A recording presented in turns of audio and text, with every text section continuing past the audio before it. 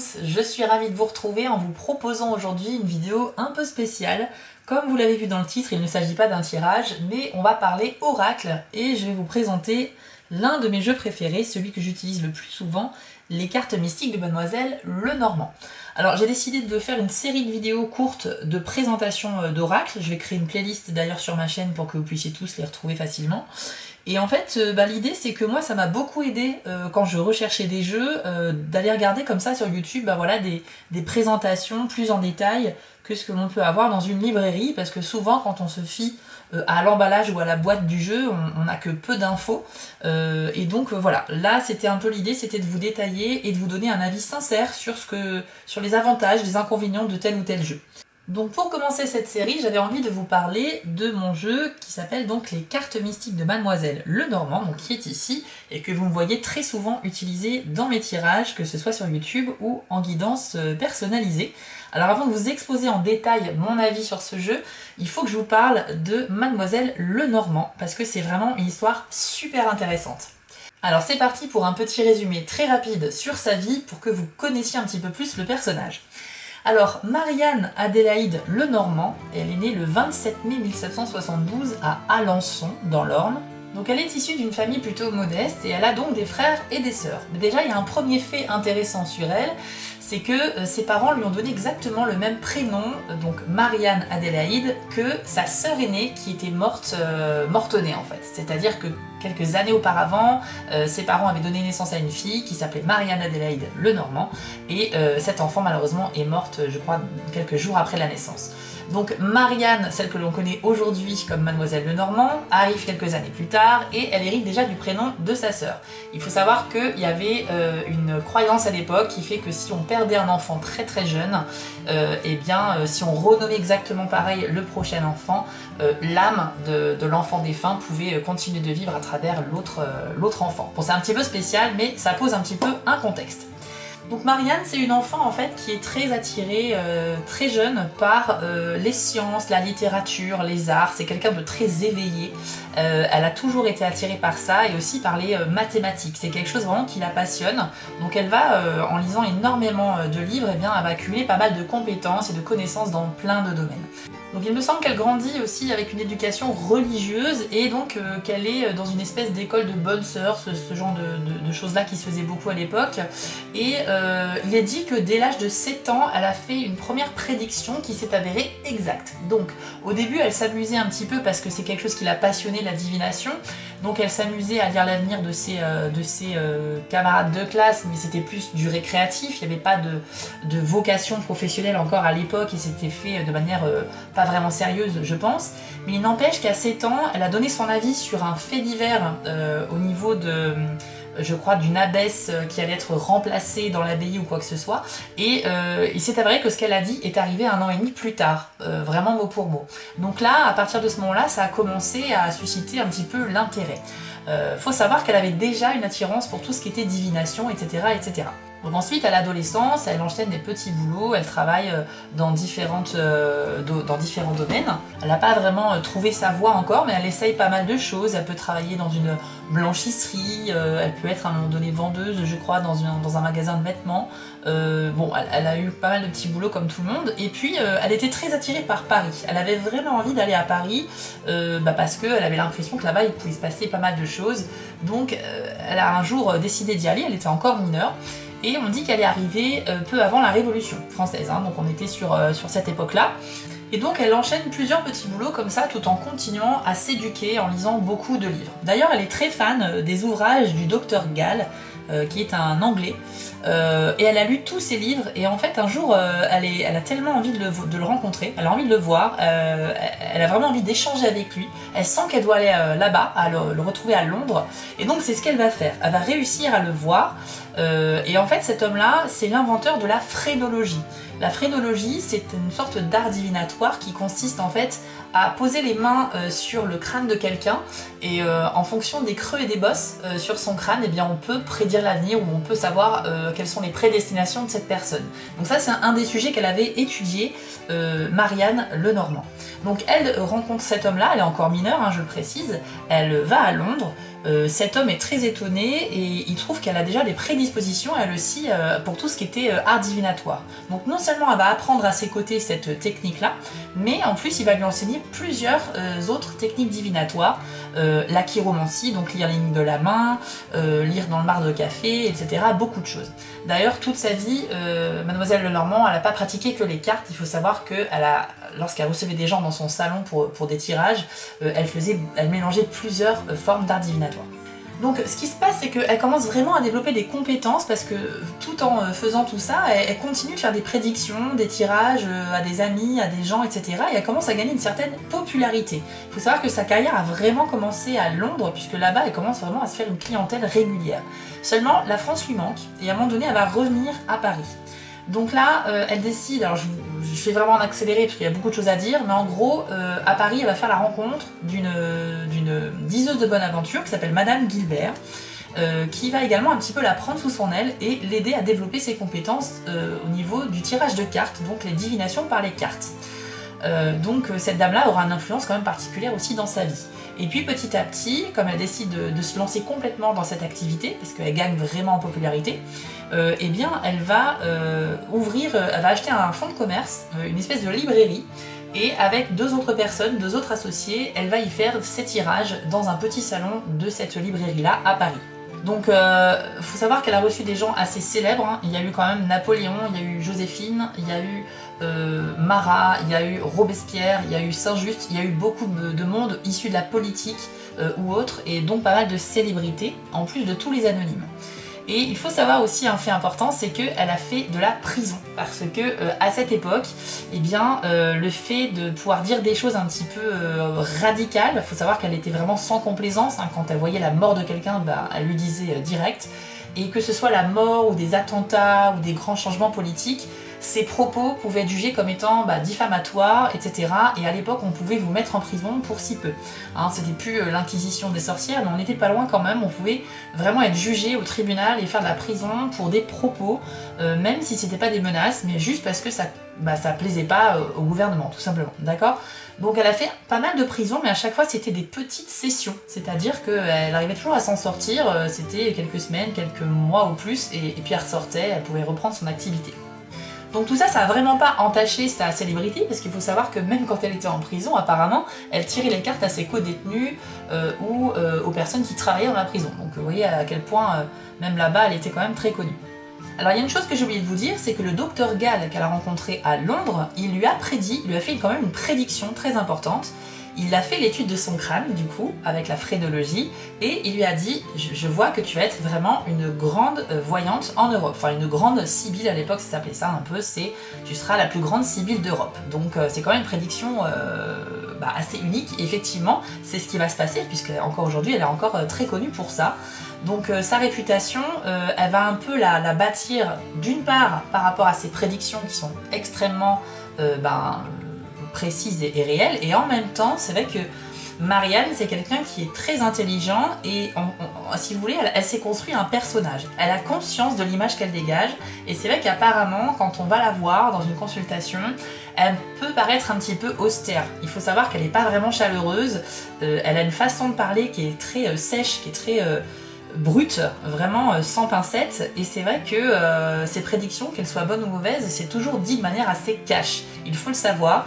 Et au niveau de son apparence physique, c'est pas qu'elle prend pas soin d'elle, mais il paraît qu'il y a des écrits qui disent qu'elle faisait beaucoup plus vieille que son âge, qu'à 30 ans elle en faisait 50, voilà, qu'elle était assez marquée et qu'elle s'habillait toujours en noir, etc. Donc c'était quand même un personnage. Je tiens à préciser que c'était pas du tout une sorcière, pas du tout, mais par contre c'est quelqu'un qui était très intelligent, qui avait accumulé des savoirs et qui donc avait un certain don pour la divination, parce que même s'il y avait quand même des choses sur lesquelles elle pouvait jouer au niveau de son apparence et de son business, hein, parce que ça reste un métier ou un business, mais n'empêche que c'était quand même quelqu'un de très connecté, on ne peut pas le nier. Donc je vais m'arrêter là concernant Mademoiselle Lenormand sur sa vie, mais je vous encourage vivement à vous renseigner vraiment sur sa biographie. Il y a pas mal de vidéos que vous pouvez trouver un peu partout ou des livres. Et c'est très très intéressant. D'ailleurs elle-même, elle a publié des ouvrages parce qu'elle avait quand même une librairie. Donc déjà elle a fait son autobiographie toute seule et elle a publié quelques livres, on va dire, qui parlent à la fois de politique mais aussi de divination. Mais il faut savoir que c'est pas facile à lire apparemment. Elle a quand même une façon de s'exprimer qui est pas facile au premier abord. C'est un peu décousu et c'est pas très clair. Voilà, c'est un peu ce qui est dit. Et il paraît que dans ses prédictions à l'oral, quand elle avait quelqu'un en face d'elle, bah, c'était un peu pareil. Elle enchaînait, elle parlait très vite et on avait du mal à la suivre tellement que ça défilait. Donc voilà un petit peu, c'est un personnage vraiment qui est fascinant. Et pour information, Marie-Anne-Adélaïde Lenormand, elle est enterrée aujourd'hui au cimetière du Père-Lachaise à Paris. C'est vraiment une petite tombe très modeste, mais qui est toujours très visitée aujourd'hui, où les gens viennent à la fois peut-être bénir leur carte, la remercier pour ce qu'elle a fait, parce que c'est aussi une source d'inspiration, ou tout simplement lui rendre hommage avec une pensée ou un petit bouquet de fleurs. Voilà ce qu'il en est. Alors maintenant je vais vous parler de l'oracle que j'utilise le plus, c'est les cartes mystiques de Mademoiselle Lenormand. Mais j'ai une chose importante à vous dire avant qu'il faut savoir, c'est que de son vivant, Mademoiselle Lenormand n'a jamais utilisé le jeu Lenormand. Il faut savoir que le jeu Lenormand, il a été créé après sa mort et que elle, de son vivant, elle utilisait plutôt des cartes classiques, des jeux de cartes qui pouvaient être des tarots classiques ou des cartes avec le trèfle, le cœur, le carreau, etc.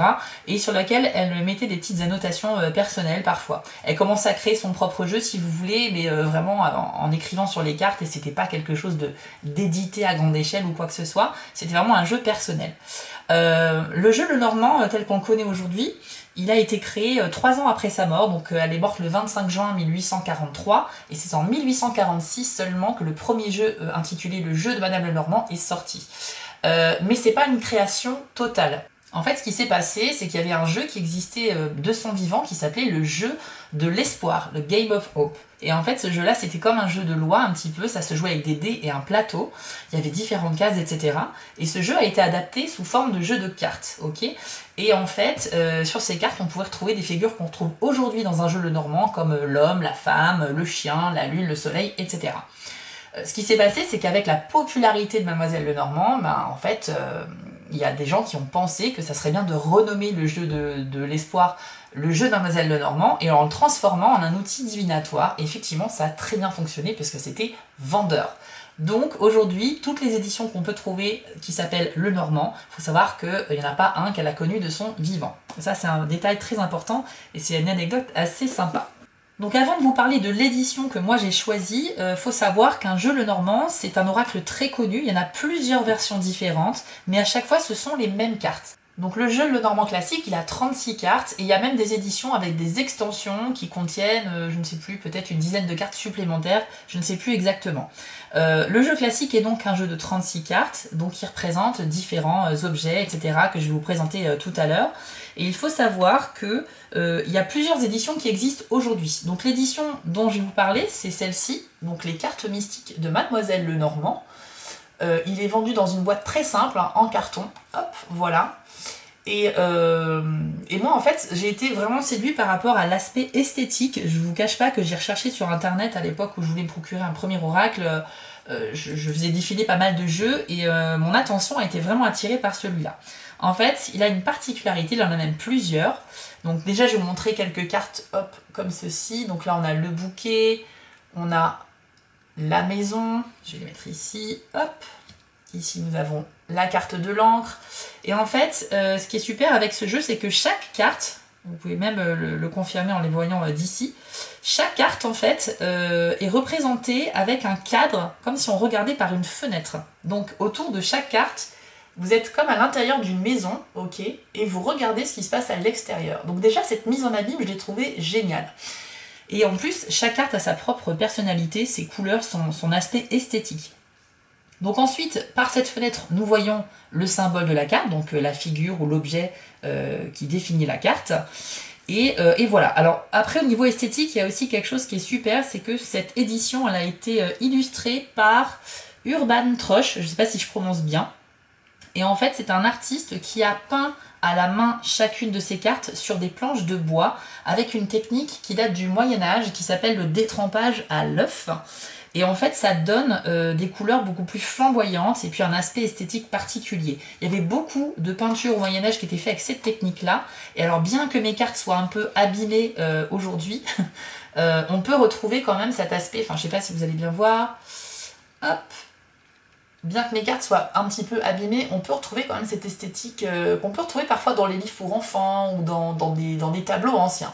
Moi, cette esthétique-là m'a beaucoup parlé parce que moi, je suis très attirée par tout ce qui est un peu ancestral, tout ce qui est ancien, tout ce qui a déjà un peu vécu. J'ai un peu de mal avec les oracles modernes, même si j'en ai un ou deux très sympas, mais de base, c'est vraiment ce qui m'a attirée. Donc déjà, si l'aspect esthétique vous plaît, c'est super, mais il faut savoir qu'un jeu Lenormand, vous avez des dizaines et des dizaines d'éditions différentes. Donc le principe, c'est que dans chaque édition, ce sont les mêmes cartes. Il y aura toujours le soleil, la maison, l'encre, l'anneau, etc. Mais illustrées de manière différente en fonction des goûts de chacun. Ok ? Donc ce qui est bien, c'est que quand vous maîtrisez un jeu Lenormand, peu importe l'édition que vous allez utiliser, vous allez retrouver les mêmes symboles. Donc ça, c'est top. Il y a une autre particularité intéressante dans ce jeu, et je ne sais pas par contre pourquoi, mais sur chacune des cartes, vous avez la présence d'un animal. Donc je ne parle pas des cartes qui représentent un animal, comme ici l'oiseau, on a ici le serpent, voilà, on a aussi l'ours, etc. Là, ici on a le chien par exemple, mais sur toutes les cartes, y compris celles qui représentent autre chose, il y aura toujours un animal. Donc si on regarde bien, ici on a un petit papillon, là c'est la carte de la clé, mais au premier plan vous voyez un dragon. Ici, c'est les poissons. Là, on a la carte de l'enfant qui fait de la balançoire, mais il est entouré, il y a un petit chien, etc. Il y a des papillons. Là, c'est la carte qui représente la dame, mais elle a un animal, un porc, un petit porcinet avec elle. Et je ne sais pas pourquoi ça a été un choix qui a été fait délibérément, mais je trouve ce détail assez important. Et si on veut creuser davantage, je pense qu'il y a peut-être aussi une signification.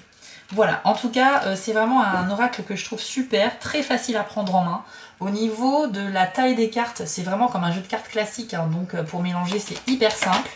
Alors, un premier défaut que je vais pouvoir citer, c'est qu'effectivement, l'usure, hein, mais ça c'est comme tous les jeux, forcément les couleurs commencent à partir un peu. Moi, ça me dérange pas parce que je connais bien mon jeu et que esthétiquement, c'est sûr que c'est moins, les couleurs sont moins flamboyantes, mais moi j'aime beaucoup. Et le deuxième défaut, c'est que vous voyez la courbure. La courbure ici, on voit, je sais pas si vous voyez bien, mais au début le jeu était bien plat et c'est vrai qu'avec le temps elles ont tendance à se courber, ce qui ne facilite pas du tout le mélange. Voilà, donc ça peut arriver avec certaines cartes. Après, franchement, j'ai que des qualités à dire. Il faut savoir que le prix est vraiment pas cher, je sais même plus combien je l'ai acheté. Mais cette édition-là, les cartes mystiques, elle est sortie en 2005 chez AGM Urania. Voilà, donc si vous voulez le retrouver sur internet ou en librairie, vous pouvez le trouver. Et je crois qu'il a coûté même pas 10 € hein, en vrai. Donc faut préciser que c'est pas le prix qui fait la qualité d'un outil de divination, c'est bien sûr ce que vous allez en faire et la relation que vous avez avec. Donc moi personnellement, et là c'est vraiment mon avis personnel, ce jeu-là je l'adore parce que c'est celui qui répond le plus. Je trouve qu'à chaque fois, il y a même des cartes, il faudrait que je vous raconte, mais il y a des cartes parfois qui sortent, mais elles sortent d'une façon, elles voltigent du jeu et elles atterrissent. Ça m'est arrivé par exemple que 2 cartes sortent en même temps et qu'elles tiennent comme ceci. Voilà, je ne sais même pas si je vais y arriver. Voilà, j'étais en train de battre les cartes, il y a 2 cartes, paf, et elles atterrissent comme cela. Et en plus, c'était la montagne et le cœur, et par rapport au sens de la question que j'ai posée, ça avait un sens, mais c'était hyper cohérent. Ça m'est arrivé plusieurs fois comme ça peut m'arriver parfois dans des vidéos YouTube, mais c'est pas toujours filmé. Voilà, en tout cas, sachez que c'est un jeu qui répond bien. Après, je pense que ça dépend aussi de comment vous vous connectez à lui. Alors, j'ai une dernière anecdote à vous raconter, mais ça, c'est très personnel, c'est à mon sujet. Il faut savoir que la première fois que j'ai eu un jeu Lenormand dans les mains, c'était vraiment dans l'enfance, et ça, je m'en suis rappelé il n'y a pas très longtemps. En fait, chez mes parents, il y avait un espèce de tiroir dans un grand meuble où ils rangeaient des papiers, des jeux de cartes, il y avait pas mal de trucs pour jouer, quoi. Il y avait des stylos, il y avait des jeux de tarot, des jeux de cartes classiques, des jeux de cette famille, il y avait un peu tout. Et parmi ces jeux, un jour, je trouve ce jeu-là, hop, un jeu avec un dos de cartes comme ceci. Et il m'a tout de suite fasciné parce que c'est des cartes qui ressemblaient à rien d'autre. Donc là, vous voyez, on retrouve quand même le symbole des cœurs, on retrouve voilà, le roi de pique, etc. Mais il y a un petit texte à chaque fois qui est écrit et un dessin particulier. Et je me suis dit, c'est bizarre, ça ressemble à un jeu de cartes, mais c'est marrant ces petites phrases. qui sont un peu comme des énigmes. Et il s'avère en fait que ce jeu est un petit jeu Lenormand. Alors je ne sais pas l'édition, ça doit pas être si vieux que ça, mais moi c'était vraiment dans les années 90 où j'ai mis la main dessus pour la première fois. Et quand j'ai compris que c'était un jeu de divination, bah, en fait je l'avais ramené au collège et je m'amusais à tirer les cartes à mes amis. Alors bien évidemment c'était purement fictif et récréatif, j'avais pas du tout de... j'ai pas étudié sérieusement le sujet, mais par contre le fait de tirer les cartes m'attirait déjà énormément, et ça c'est un souvenir qui m'est remonté il y a pas si longtemps que ça, quand j'ai retrouvé chez mes parents du coup ce jeu.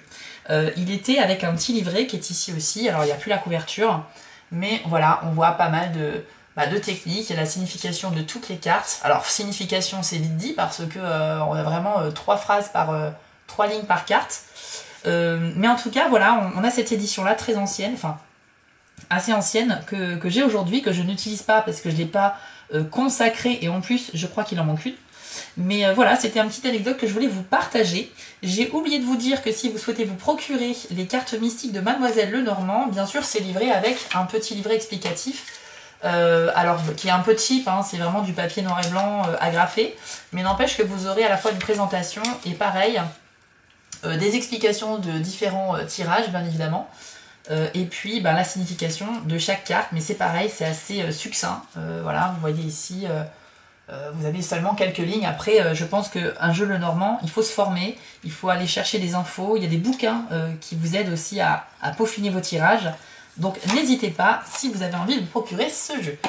Voilà les amis, cette vidéo est maintenant terminée, j'espère qu'elle vous a plu et que ça vous a peut-être éclairé sur ce qu'est un jeu Lenormand, à quel point ça peut être fascinant de s'intéresser aussi à l'histoire de comment on est arrivé aujourd'hui à avoir un jeu qui porte le nom d'une personne qui tire les cartes, mais qui de son vivant n'a jamais utilisé ce jeu. Moi je trouve ça fascinant.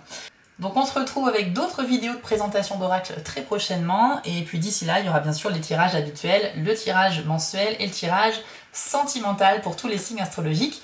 Je vous remercie d'avoir suivi cette vidéo, n'hésitez pas à liker, commenter, partager ou à vous abonner si vous me découvrez, et je vous dis à très bientôt. Si cette vidéo vous a plu, n'hésitez pas à liker, commenter et partager, ça permet vraiment de soutenir mon travail et je vous en remercie d'avance. Je vous remets l'adresse de mon site en bas de l'écran pour ceux qui souhaitent une guidance privée avec moi, et retrouvez-moi sur TikTok pour du contenu exclusif. Je suis aussi sur Instagram et j'ai une boutique en ligne sur Etsy. Et si vous ne souhaitez manquer aucune de mes prochaines publications, n'hésitez pas à vous abonner. À bientôt!